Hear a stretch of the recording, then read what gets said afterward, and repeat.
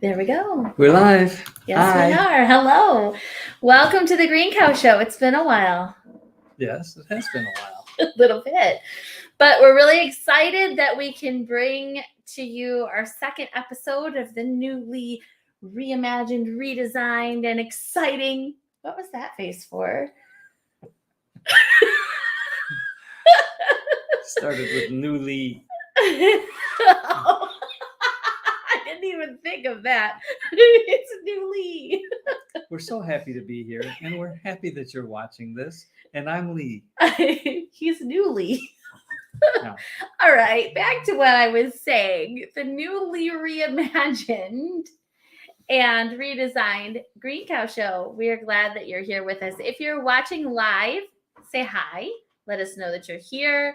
And just tell us what's been going on with you. If you're watching on the replay, leave us a hashtag replay. If you are watching or listening, rather, on podcast, then you can feel free to get in touch with us on any of our social media channels and say that you heard the podcast. Okay. Does that sound good? Well, today we are going to be talking about the new Lee or the old Lee. So we're going to be talking about Lee the Great and Powerful. Yes, my middle name is Oz.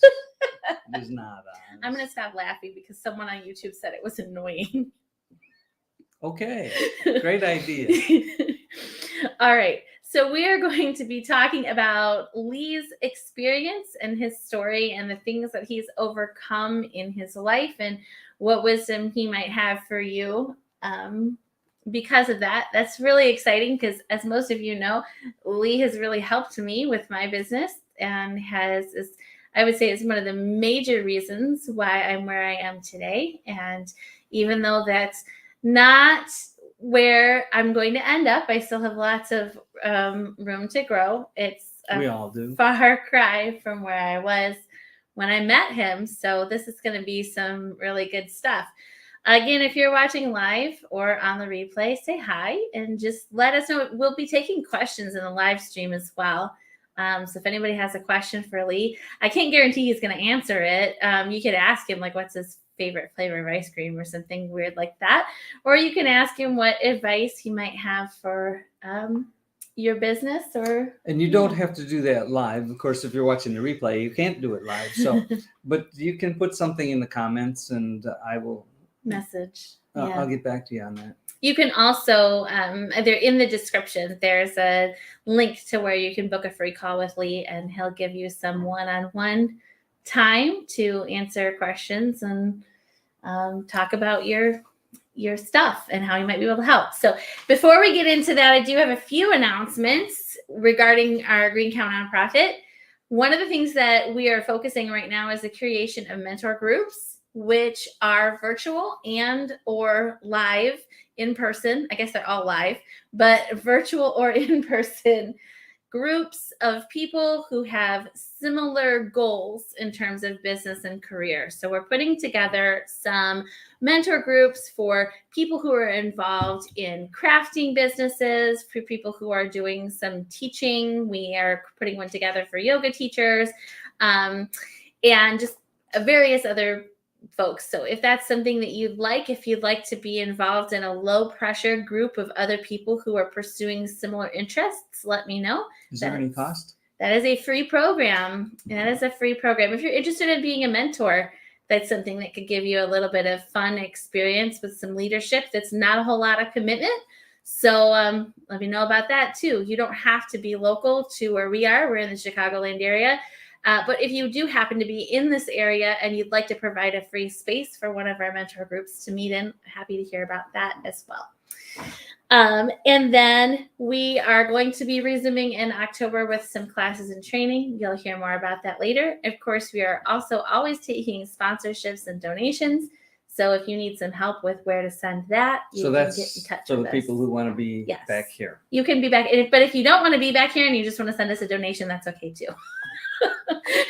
But if you'd like to be back here, we'd be happy to feature you. And we want to thank all of our sponsors who have helped support this program and our other things that we do. Okay, I think that that's all of our announcements. So I'm going to go ahead and introduce you to the new Lee, the same Lee. I'm sorry. I'm going to do that now for the entire show because No, you please pointed that don't. out. All right. So Lee has been in business for his whole life. Well, And my whole adult life. his whole adult life. No, he is the original boss, baby. You've Huh? seen that, right? No. I knew you hadn't seen that. Everyone else has seen the Boss Baby except for you. It's Alec Baldwin plays the Boss Baby. It's a show about Moving a right baby. along. All right. So Lee has been in business his entire adult life. He may or may not be the Boss Baby. And right now, his two, in addition to his real estate business, his two current business ventures are Greencow and Business Beyond Numbers, which is his new advising business that we'll talk about shortly. And There's more businesses, but there are more. And in addition to that, he's working to become a facilitator of the Virtues Project. that's a fun one. Lee does a show 3 times a week. He's very consistent with it, where he does a word for the day. And It's a 10-minute show at 9 a.m. Yes. It's really easy to find and to watch. It's about good words. yes, and it's very inspirational and a great way to start your day. You can find that by following his business page, Business Beyond Numbers, or following his personal page on Facebook. It's on YouTube as well, under Lee's Word for the Day. All right, so tell us about your business background to start with. Okay. Business background. Well, when I was a little kid, I knew that my dad was one of the few people, only a couple of people in his family who had actually gone to college. And he got a great job after college as a civil engineer at Standard Oil in Whiting, Indiana. And before long, he decided that working for Standard Oil wasn't for him and that he wanted to build buildings, houses, and commercial buildings, whatever, which he did. And a piece of advice that he gave me at a very young age was, doesn't matter what you do, own a hot dog stand, whatever it is, do it for yourself, because there just is no security in working for a big company. Well, this was back in a time where people got jobs at steel mills and big companies, and they lived their whole lives there and retired from there and got a gold watch or something. I heard something about that. And it just doesn't happen anymore. So as it turns out, his advice about being self-employed basically worked for me. And for some reason, that whole story stuck with me. And I have been self-employed my entire adult life. You want to know more about that? Yeah, tell us about some of the things you've done. It's a roller coaster. Life is a roller coaster. There are good times and there are bad times, and we learn from the bad times and we enjoy the good times, and it's all part of the deal. And I think that everybody's life is like that. You have good times and you have tough times, and it's no different being self-employed through all that. As long as you're doing something that people want, which is pretty important. Everybody wants a hot dog. Well, that's true. I mean, now you can even have meatless hot dogs. So everybody, even our vegan friends, would like a hot dog. Just to clarify, I never did actually have a hot dog stand. But now I really want a hot dog. But I have had lots of different kinds of businesses. Some of them construction related, because when I was a little kid, before I finished high school, I did do some work for my dad, mostly sweeping floors on construction sites, but I did learn some things outside of that. And when I moved away from home at 17, I immediately got a job on a framing crew in Colorado, and that was my last job. So. All right. So the advice that you got from your dad, which is to always work for yourself. And I'm curious because we work with a lot of people who want to start businesses, but there's some concern about security. Yes. And do you think that that advice is true for everyone? No, it's not, unfortunately. Not everybody can be on a roller coaster with only yourself as the guide. Of course, some people build really big businesses. I never did, never had more than about 100 employees. But right now, you know, the dental clinic has 2 or 3 employees, and I have none right now. I just do my thing. Now, many people would prefer to work 9 to 5 or whatever it is and be done. And every once in a while, that actually sounds enticing, but I think back to where I've been. I would never be a good employee, I don't think, at this point. But it is true that some people can make the transition to being self-employed just fine. In fact, many people can. Mm-hmm. In fact, probably more people than realize that it's possible. And there's a lot of freedom in it. There's time freedom. I was always the field trip dad and the softball coach for my daughters and all that kind of fun stuff. And that is because I didn't have the constraints associated with a job. Sure. And there's something that you said about being the only person who's responsible for your success or failure. Some comfort in that, knowing that whether I succeed or fail, the finger's always pointed at me. Mm-hmm. It's always my thing. And I have done at least my fair share of failures, and that's okay. That's part of the deal. It doesn't mean it's terminal. It just means, okay, on to something else. And I have started a lot of businesses, started and merged and sold and closed and, everything you can do with a small business, I think I've probably done. But no hot dog stands. Well, I'd say we're no longer in that background that your dad came from, where, you work somewhere for 30 years and you get a gold watch. I was just doing some writing about this the other day, that we live more in a gig economy now. With my background as a career coach, it's something that I started studying when I was in grad school, like more than 10 years ago. And the world was shifting that way for a long time. And then COVID really put it kind of into hyperdrive.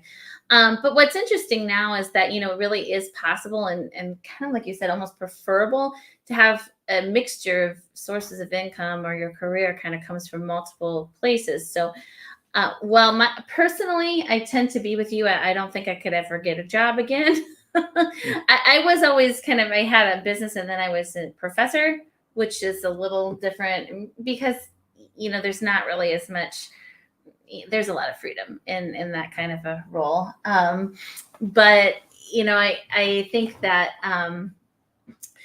there's I wouldn't want to, but I think that I know a lot of people that do, have a side gig and they have a job. Sometimes having the job will help you to make the next step.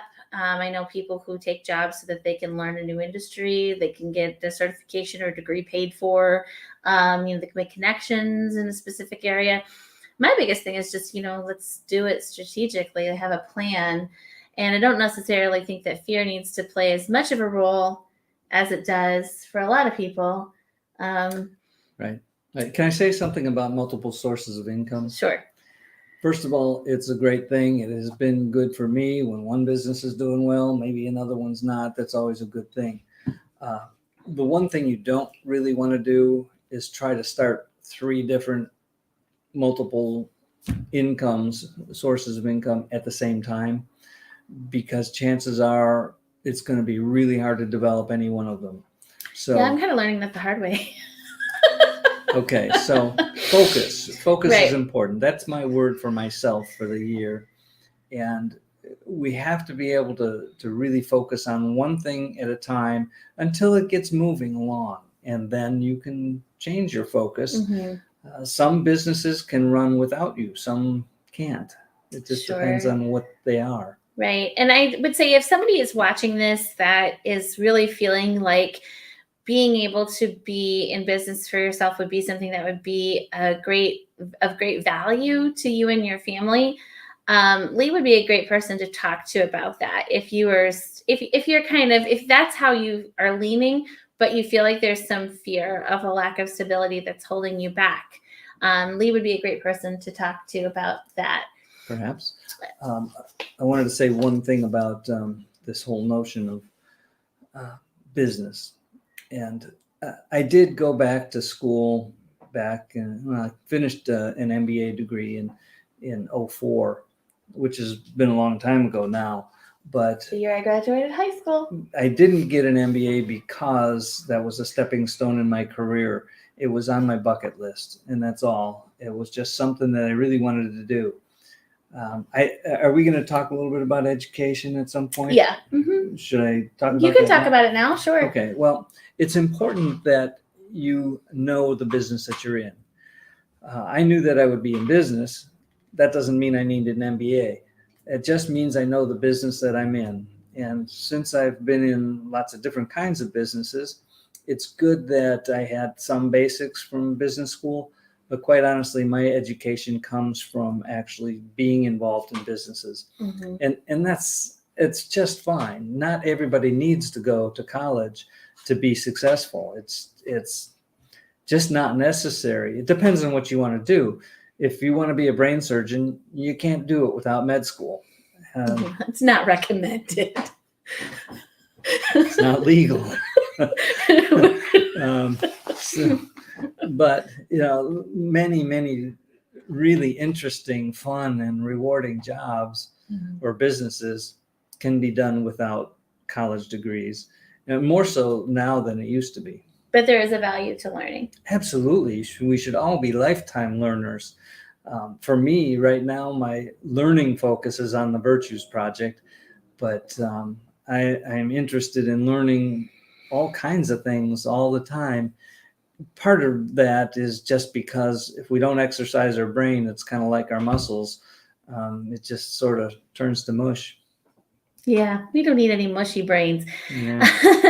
I think one of the most valuable things that I'm hearing here is that so many times what we see, when we're observing social media or the world or the people around us, seems to suggest there's like one particular path you have to follow, or you need to get this degree or do this thing first. And I mean, it's your experience seems to suggest to me, or possibly to everyone else, that you don't necessarily have to do that. You can kind of make the best of what you have and follow what you want to do in life.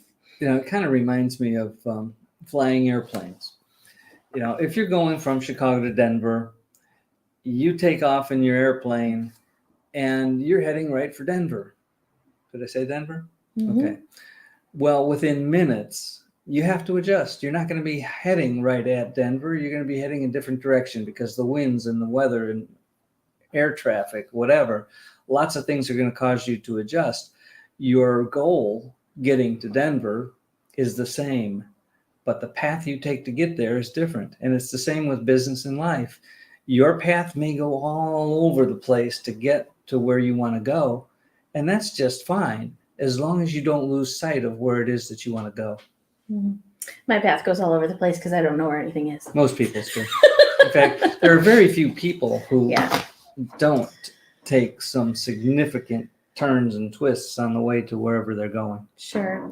All right. So in this novel that I made you write, you mentioned that you pray every day for guidance and help with focus, determination, peace, and more. So you're a person that puts a high value on faith. And I'm wondering, how and why? And can other people learn from that? What can other people learn from that? Well, everybody's going to have their own path to peace and joy and love and all those things. For me, it's very comforting to know that I can have a conversation with God whenever I want, and God always listens. Now, when God speaks, it could be a yes or no or maybe or not now or consider this other thing instead. All of those things happen. But for me, just knowing that I have a relationship with God is so comforting. It brings peace to me, just knowing that I can have that conversation. It's different for everybody, and everybody has their own path to finding God. But I believe it is important. I know that in my life, beginning at age 12, my journey to finding God was significant, and that was the time that my parents were splitting up, and family life wasn't ideal. I managed to make it through high school, and at 17, then I was gone. That was it for family. I have since all of that happened, I have made a high priority of making a good life for myself, for my wife, for my kids, grandkids, and all of that includes being reverent somehow, knowing that there is something bigger than us. The world does not revolve around me ever. The world is a really great place to have adventures and learn things and take advantage of opportunities, all those good things. And so, yes, my faith is very important to me. The teachings, I learned something just the other day. The teachings of Jesus were documented really well by a guy named Albert Schweitzer, who lived in the 30s through the 50s. He got a Nobel Peace Prize in the early 50s, I believe. And he devoted his life to helping poor people in Africa as a result of his search for God. And it's really an interesting story. And if you have the time to dive into somebody else's life, Albert Schweitzer is one of the interesting ones. They considered him to be a controversial Christian because he didn't believe in all the stuff that the church does, which is true for so many people today. He didn't believe in that, but he did believe in love and peace and hope and caring for other people and all those things. And that's what he did. Well, we got a heart here, and we also got a hello, and I can't quite see who that's from. That this is just thank you for watching, and this is also a reminder that if you're watching live or on the replay, you can leave a question or a comment for Lee. Maybe you have something in particular you'd like him to discuss. And if we can't do it right now, then perhaps we can do it in the future. Okay. So it seems like this might be a good time to bring up the virtues. And, when you mention to people that you talk about virtues in business, or that virtues in business are an area of focus for you, I think that some people are kind of surprised by that because, first of all, they're not really sure what virtues have to do with business. And then second of all, the idea of, being virtuous has like a little bit of a bad rap because it almost sounds like, somebody religious. That's holier than thou kind of people, Yeah. And so tell us a little bit about what it is that you actually do and how it's valuable to business owners and entrepreneurs. First of all, virtues are good words. They are not cultural. They're universal. It doesn't matter what kind of lifestyle or background or upbringing you have. Caring and loving and helping other people. Those are all universal thoughts. When you hear the word virtues, when many people hear the word virtues, they're thinking, just like you said, some kind of holier than thou thing. It's not at all what they are. They are just universal good things. Good. I don't have my virtues deck here, but love and peace and joy and helpfulness and caring. And the list goes on and on. I have a deck of 100. Anyway, how do these fit with business? Wouldn't it be great to go into a business where you immediately felt like whoever it is that's dealing with you, say you're going into a car store to buy a car. Wouldn't it be great if you really felt like whoever it was that was helping you actually cared about you getting the right thing for the right price, and not just the more expensive car you buy, the more commission I'm going to get. Things like that require virtues. And when I happen to have a real estate license, I've had it since the early 80s, and realtors and used car salesmen rank right up there, down right on the floor, because we've earned that reputation as people who are interested in just the money. I get that. I want to change that. I believe that in any business, well, not any business, I mean, most legal businesses require that you care for the person that you're helping, and that you treat them fairly, and that you help them. And that's where the virtues come in. And this goes on to companies that have many employees.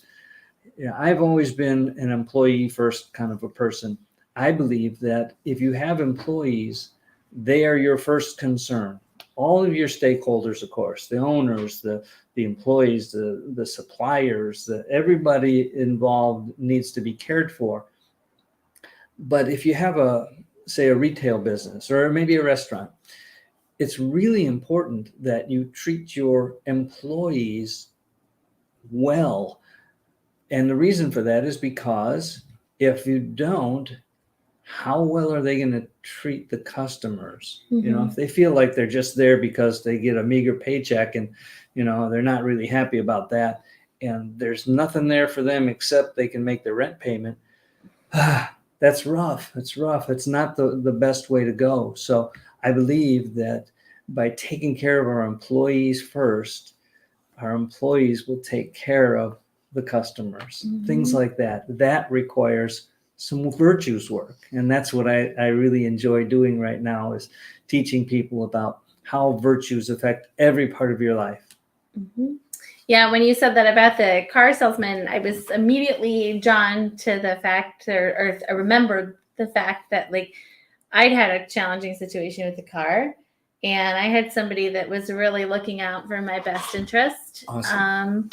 And how much of a difference that made for me. And I've kind of, blasted those people all over as the best people to go to for a car. So that's good.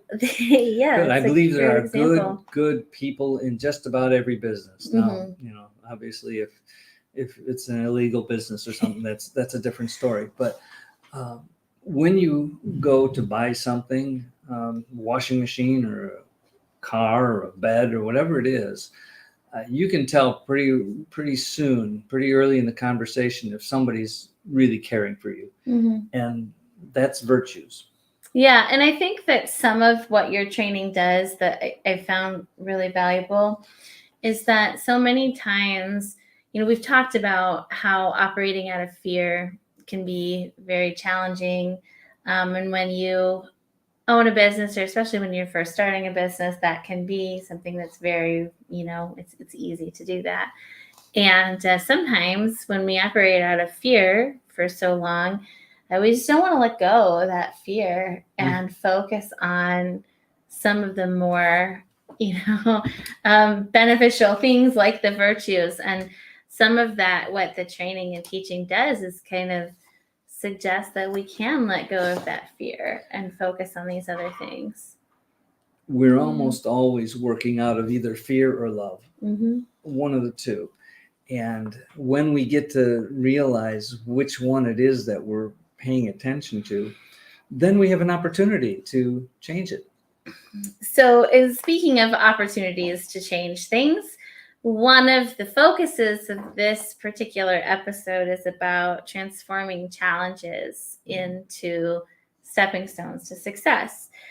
So, yeah, and one of the other things that you said in these things that you wrote is that the importance of gratitude in your life, and how that's helped you to see failure a little bit differently. Yeah, so it's a great way to start every day is with gratitude. When I wake up in the morning, the first thing I do is be thankful for whatever is around me. God, my wife, beautiful day, flowers, plants, warm house, bed, all that kind of stuff.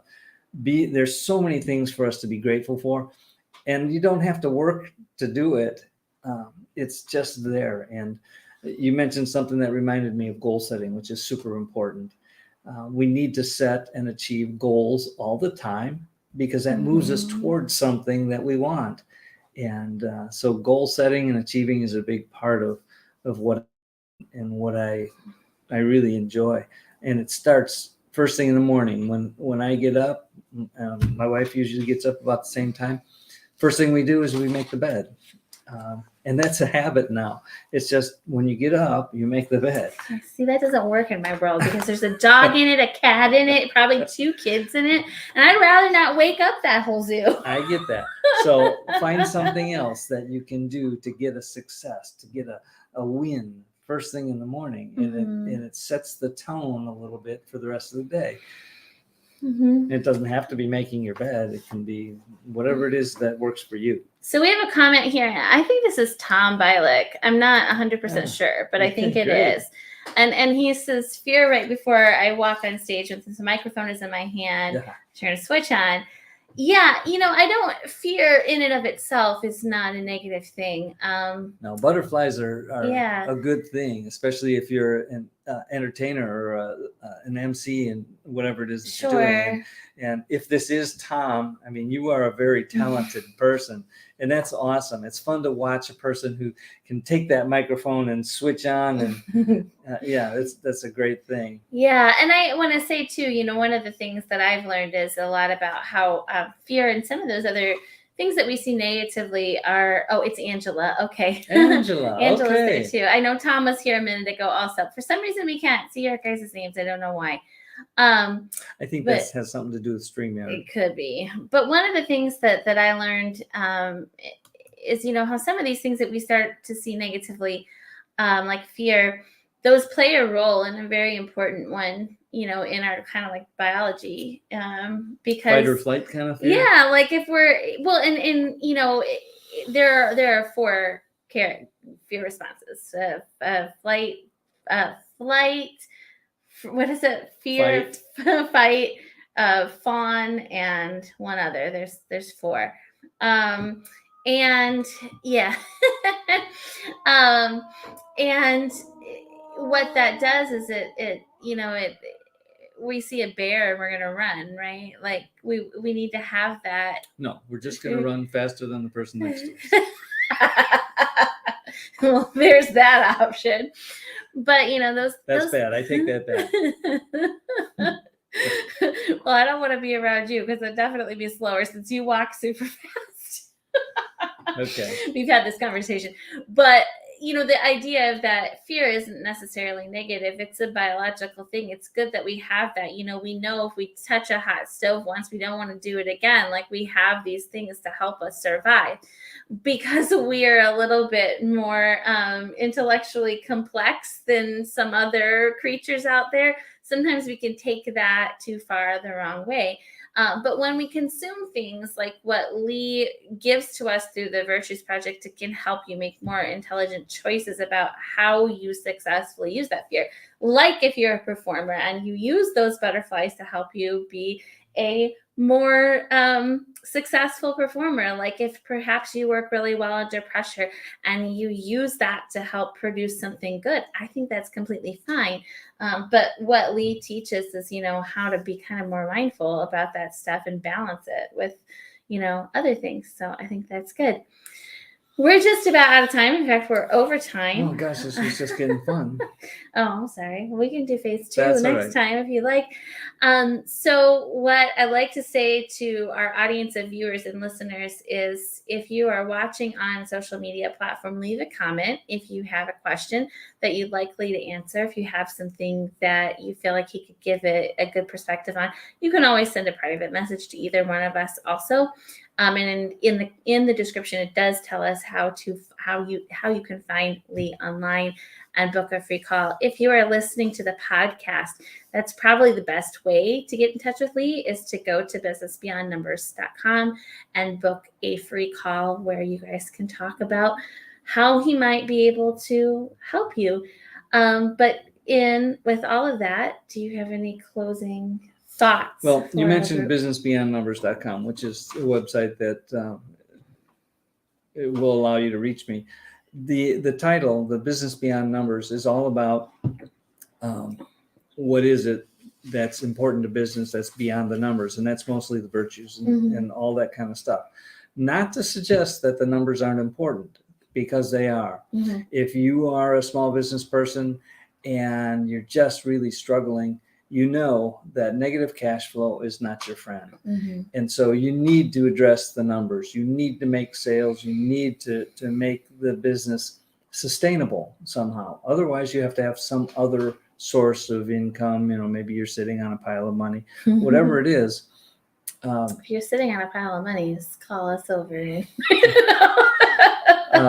Anyway, the importance of the things that are beyond money is really important to me, but I can help you with the money part too. Well, and one of the things that just reminded me of that I wanted to say about how you've helped me with goal setting, because you mentioned goal setting previously. And so, I've been working really hard on my goals. And what that really uncovered to me when I started working on goal setting was where some of my challenges were that weren't where I thought they were. That's enlightening, isn't it? Yeah, it really is. And so sometimes it's like, you're trying to solve the wrong problem sometimes. And if you're not setting goals and being more analytical about what it is that you're doing, sometimes you can go on over and over and over again trying to solve the wrong problem and realizing or wondering why it is that things aren't getting better. And I kind of learned that with some of that is some of what you walked me through is that, wow, I've been throwing all my attention at this thinking that was the problem, and that really wasn't the problem. Yeah, and there are lots of things like that.